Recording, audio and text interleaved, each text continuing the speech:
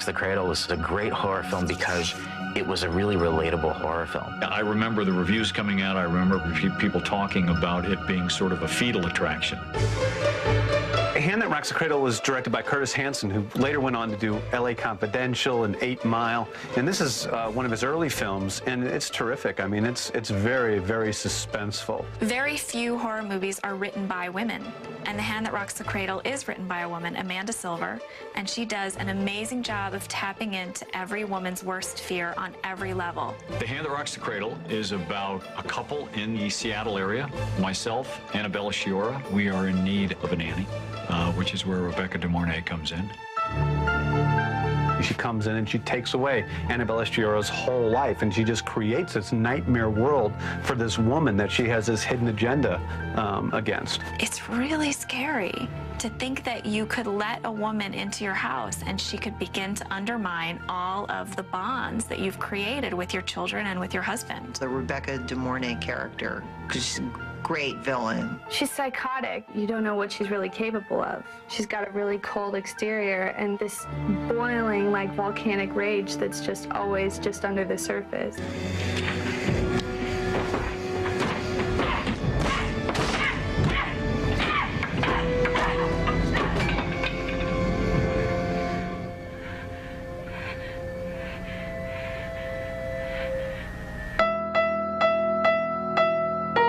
The scene where she's breastfeeding the child is just incredibly disturbing. Rebecca De Mornay goes into the nursery and she looks down at the baby and she lifts up this pillow, and you think she's going to go in there and smother the baby.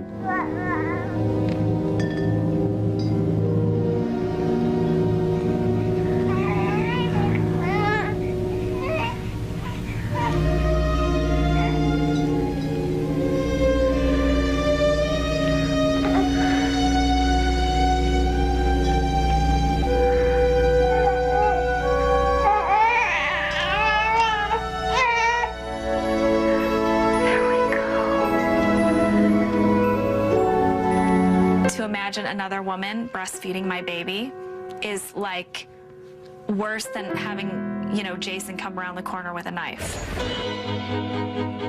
The best part of the movie is when Peyton gets impaled on the white picket fence at the end. I mean, that's the triumph. I got to watch the stunt double fall out the window and then hit the picket fence, which is kind of really symbolic in a way.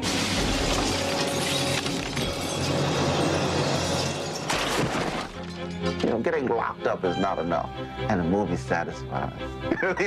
We shot a couple of different endings to that, and I think the one that they chose was the best. I mean, there was cheering in the theater. It was, thank God, the Wicked Witch is dead.